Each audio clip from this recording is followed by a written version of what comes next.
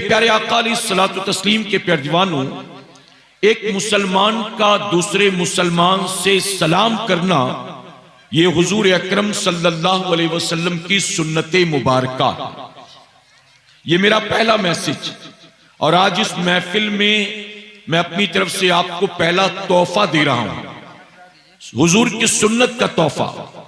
एक मुसलमान का दूसरे मुसलमान से सलाम करना क्या है जी?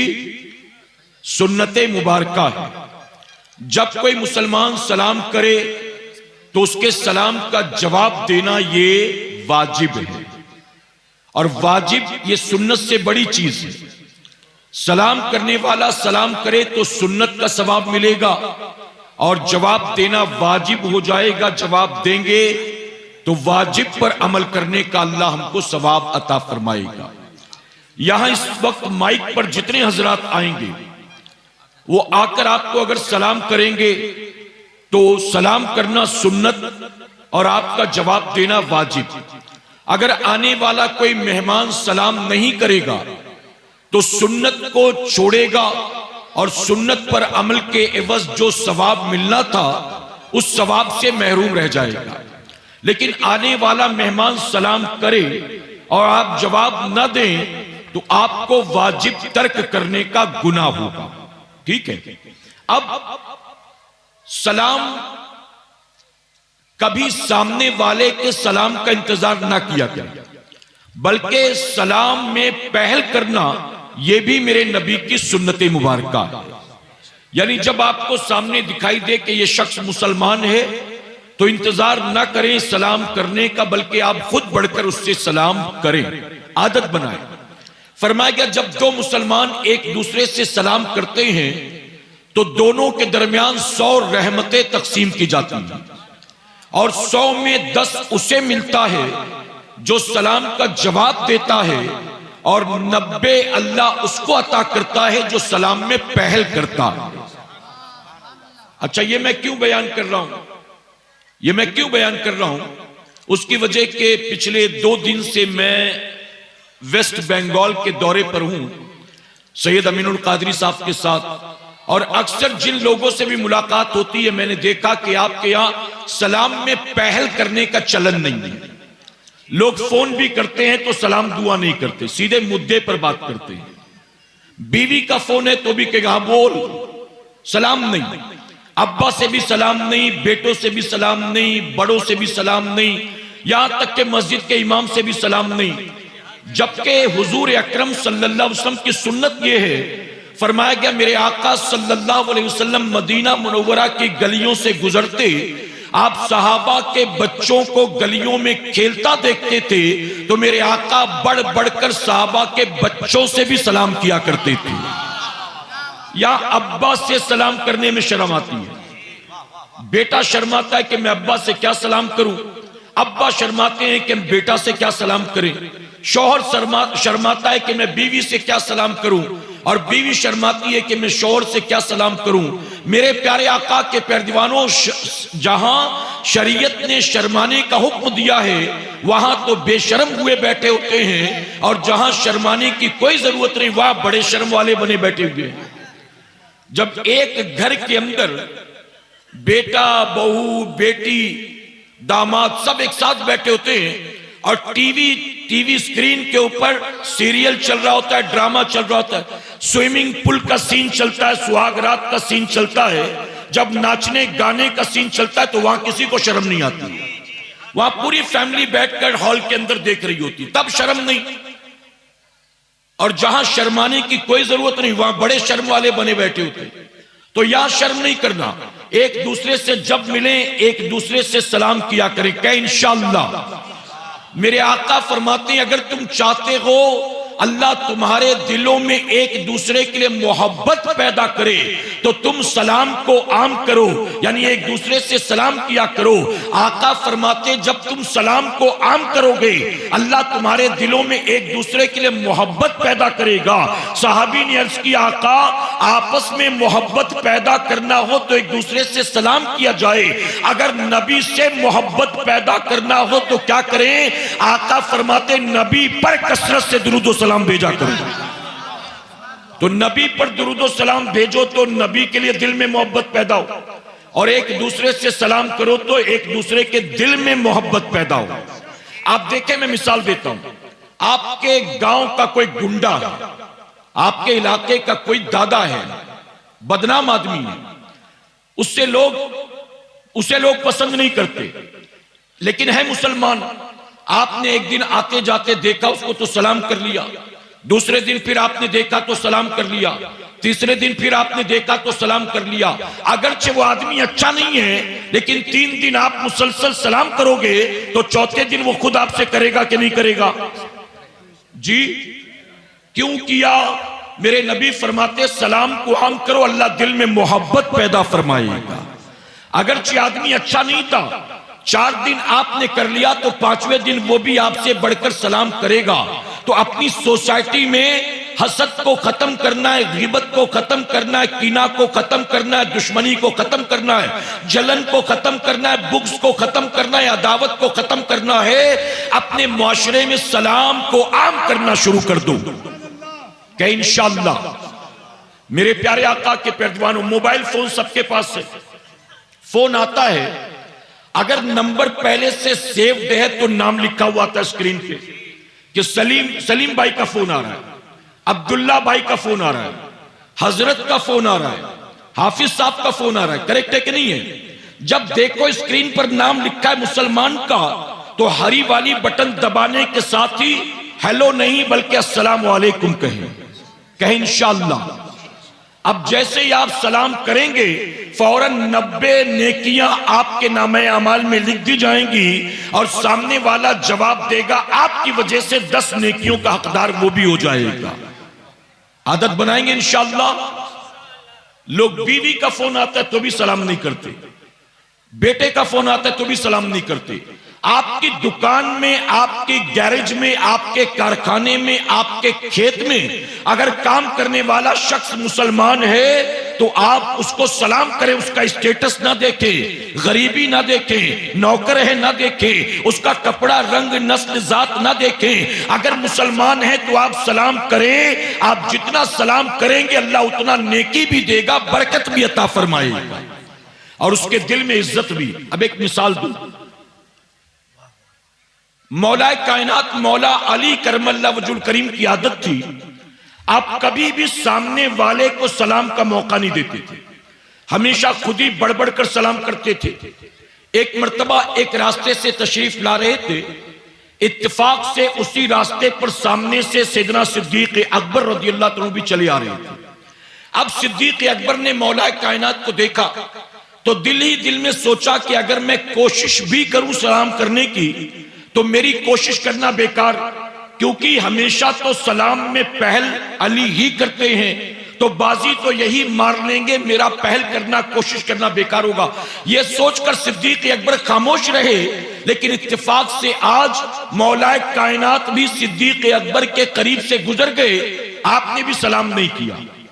अब सिद्दीक अकबर को बड़ा बुरा लगा कि अली मेरे करीब से गुजरे और सलाम नहीं किया। आप फौरन हुजूर सल्लल्लाहु अलैहि वसल्लम की बारगाह में हाजिर हुए और अर्ज करते हैं, या रसूलल्लाह सल्लल्लाहु अलैहि वसल्लम, मेरे भाई अली की आदत है कि वो कभी किसी को सलाम का मौका नहीं देते, हमेशा खुद ही बढ़ कर सलाम करते हैं, और यही सोचकर मैं आज खामोश रहा। लेकिन वो बिना सलाम किए मेरे करीब से गुजर गए। मैं जानना चाहता हूं कि उन्होंने मुझसे सलाम क्यों नहीं किया? क्या मेरी किसी बात ने उनका दिल दुखाया है? क्या वो मुझसे नाराज हो गए हैं? क्या उन्होंने सलाम क्यों बंद कर दिया? तो जानते मेरे आका ने फौरन हजरत अली को दरियाफ्त किया। मौलाए कायनात तशरीफ लाते हैं, आका फरमाते, अली तुम्हारे खिलाफ तुम्हारे भाई अबू बकर ने मुकदमा दायर किया है, आज बताओ तुमने अपने भाई अबू बकर से सलाम क्यों नहीं किया? तो जानते हो मौलाए कायनात क्या अर्ज करते हैं, या रसूल अल्लाह सल्लल्लाहु अलैहि वसल्लम, मेरे भाई अबू बकर ने जो कहा बिल्कुल सही कहा। मैं हमेशा बढ़ कर लोगों से सलाम करता हूं, लेकिन आज मैंने जानबूझकर अबू बकर सिद्दीक से सलाम नहीं किया। और सलाम ना करने की वजह जो है कोई नाराजगी नहीं है, कोई जो है झगड़ा नहीं है, बल्कि बल्कि दरअसल बात यह है, आज रात में सो रहा था तो मैंने ख्वाब में जन्नत का एक महल देखा। उस महल के दरवाजे पर मेरा नाम लिखा था और कोई कहने वाला कह रहा था, ऐ अली, तू जो मुसलमानों से बढ़ बढ़कर सलाम करता है ना, तेरे इस अमल की वजह से अल्लाह ने तुझको जन्नत का ये महल अता कर दिया। आका, जब मैंने अपना जन्नत का महल देख लिया तो आज जानबूझकर खामोश रहा ताकि मेरे भाई अबू बकर बढ़कर मुझसे सलाम कर लें और अल्लाह मेरे भाई को भी जन्नत का महल अता फरमा दे। अब बताओ, एक दूसरे से सलाम करोगे कि नहीं? आदत बनाएंगे ना? कहीं इंशाअल्लाह जब एक दूसरे से मिले, शादी में मिले, बाजार में मिले, जलसे में मिले, कहीं घर बार में मुलाकात हो, जहां मिलेंगे राह चलते चलते सलाम करें। एक सहाबी रसूल की आदत थी, रोजाना शाम को बाजार में जाकर बैठ जाते थे। किसी ने कहा ना कोई सौदा खरीदना है, ना बेचना है, ना कुछ लेना, ना कुछ देना। मैं देखता हूं कि रोज शाम को बाजार में जाकर बैठ जाते हो। रोज शाम को बाजार में बैठने की वजह क्या है? तो कहते मैं कुछ खरीदने बेचने नहीं जाता, मैं तो नेकियां कमाने जाता हूं। लोगों ने कहा बाजार में बैठकर कौन सी नेकी मिलेगी? कहते बाजार में शाम के वक्त लोगों की अफरा तफरी होती है, ज्यादा लोग बाजार में मौजूद होते हैं। मैं उस वक्त बाजार में बैठकर हर राहगीर को सलाम कर करके नामे अमाल में नेकियां बढ़ाता हूं। तो हम भी सलाम की आदत बनाए क्या? इंशाअल्लाह। अच्छा, एक और बात बता दूं, उलमा की मौजूदगी में सलाम उसी से करें और उसी के सलाम का जवाब दें जो नबी पर सलातो सलाम भेजता है, जो पढ़ता है मुस्तफा जाने रहमत पे लाखों सलाम, जो पढ़ता है या नबी सलाम अलैका, जो पढ़ता है काबे के बदरुद्दुजा तुम पे करोड़ों दुरूद, जिसका हुजूर से सलाम जारी है हम भी उसी को सलाम करेंगे और उसी के सलाम का जवाब देंगे। और जिसका हुजूर से रिश्ता खत्म हो गया, सलाम बंद हो गया, न वो हुजूर को सलाम करता है और न हम कभी उसको सलाम करेंगे क्या? इंशाअल्लाह। मेरे प्यारे आका के प्यारे दीवानों, ये पहला पैगाम। अब अपने उन्वान की तरफ चलो, इजाजत है आपकी। मेरे प्यारे आका के प्यारे दीवानों, यहां जितने हजरात मौजूद हैं, मैं अपनी तमाम बहनों से भी और तमाम मर्द हजरात से भी कहूंगा, उठते बैठते चलते फिरते सोते जागते खाते पीते अपने दिल की हर धड़कन पर, अपनी हर आने जाने वाली सांस पर अपने रब का शुक्र अदा किया करूं। ऐ सुन्नियों, शुक्र इस बात का, अगरचे हम फितनों के दौर में पैदा हुए, लेकिन इसके बावजूद मेरे करीम का हम पर कितना बड़ा करम और एहसान है। अल्लाह ने हमें और आपको किसी बदअकीदा, किसी गुमराह, किसी बददीन फिरके में पैदा नहीं किया। अल्लाह ने हमें और आपको अहले सुन्नत वल जमात में पैदा फरमाया है। नहीं समझ रहे शायद आप? समझे तो यही तो सुभान अल्लाह कहा जाता है ना। सुभान अल्लाह किस मौके पर कहा जाता है बताइए भला, मुझे तो नहीं पता। एक मर्तबा मैं वेस्ट बंगाल के इलाके में था, वहां एक मुफ्ती साहब थे, वहां के जिम्मेदार मुफ्ती साहब मुझसे कहने लगे कि हजरत यहां थोड़ा, वो मरकजी थे, उन्होंने मुझसे कहा कि आप थोड़ा यहां उर्दू हल्की वाली बोलना। तो मैंने कहा हजरत वो भारी वाली तो मुझे आती भी नहीं, मैं हल्की वाली ही बोलता हूं। तो उन्होंने कहा जो हल्की वाली बोलते हैं ना उसको और हल्का कर देना। मैंने कहा जैसे क्या? उन्होंने कहा यहां शौहर मत बोलना, पति बोलना। शौहर मत बोलना, पति बोलना। जन्नत मत कहना, स्वर्ग कहना। मैंने कहा अच्छा संस्कृत में बयान करना है क्या? संस्कृत में बयान करना था तो पहले आपको बताना चाहिए, वैसे तैयारी करके आते। अब अगर यूं एक एक वर्ड के बारे में सोचेंगे कि इसको हिंदी में क्या बोले, इसको हिंदी में क्या बोले, इसको, मैंने कहा फिर 1 घंटे में तकरीर नहीं होगी, 3 घंटा चाहिए सोच समझ के हर लफ्ज पर, हर जुमले पर। मैंने कहा इतनी आसान बोलूंगा लोगों को समझ में आएगा। यहां तो लैंग्वेज प्रॉब्लम नहीं है ना, समझ में आ रही ना बात? जिनको समझ में आ रही जरा कहें सुभान अल्लाह। अच्छा मैं आपकी तरबियत कर दूं, आपको मरकजी खिताब सुनना है मेरे बाद इंशाअल्लाह औलादे गौसे आजम का, लेकिन तरबियत के तौर पर मैं आपको बता दूं, ऐसे मौकों पर ही तो सुभान अल्लाह कहा जाता है। जब जन्नत का जिक्र हो तो क्या कहें? हुजूर के मौजज़े बयान किए जाए तो क्या कहें? गौस पाक की करामत बयान की जाए तो क्या कहें? खानकाहे बुखारिया की अजमत बयान की जाए तो क्या कहें? आपके पीर की शान बयान की जाए तो क्या कहें, माँ बाप का मकाम बयान किया जाए तो क्या कहें, जन्नत की नेकियों और सवाब की बात हो तो क्या कहें। ऐसे मौके पर ही सुभान अल्लाह कहते हैं। इस मौके पर नहीं बोलोगे तो खाना खाते खाते तो लाइफ में नहीं बोलोगे। रोटियां खा के सुभान अल्लाह बोलोगे, कोल्ड ड्रिंक पी के सुभान अल्लाह बोलोगे, तो वहां तो बोलना ही नहीं, यहां बोलना, यहां बोल ही नहीं रहे हो।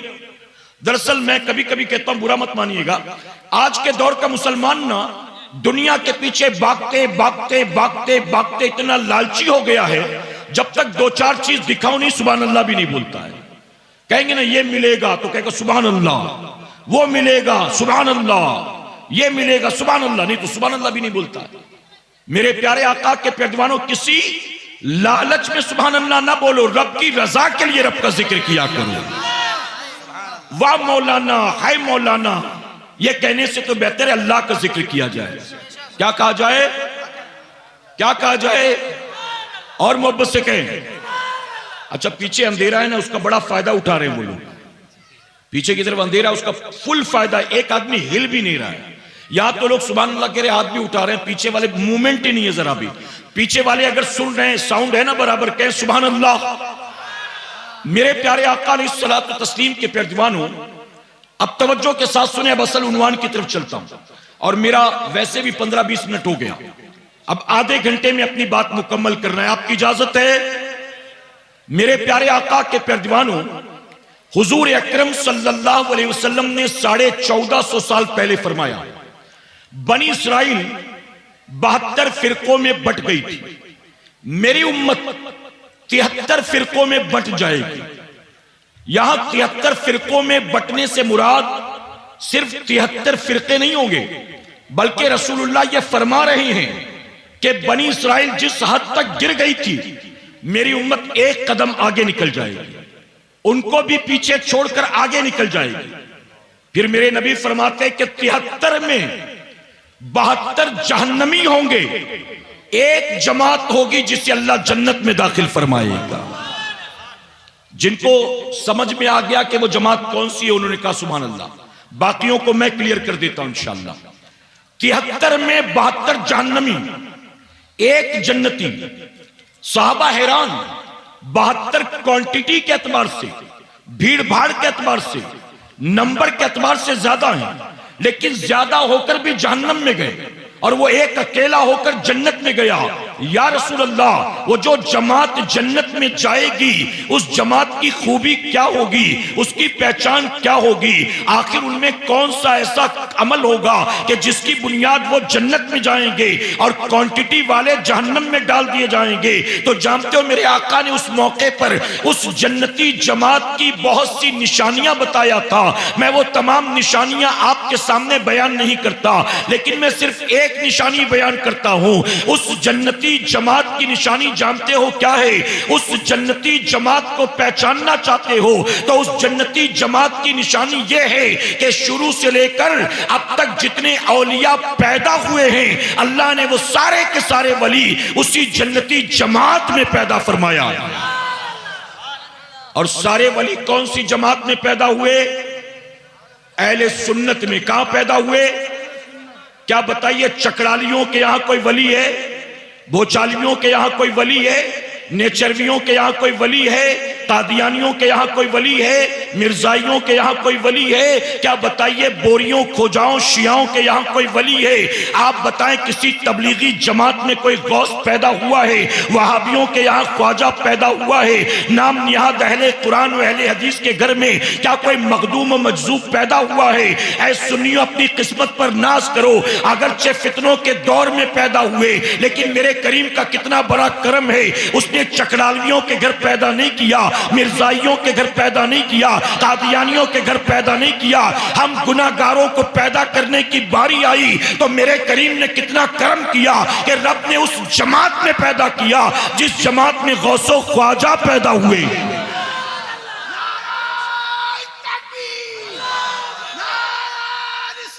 शुरू से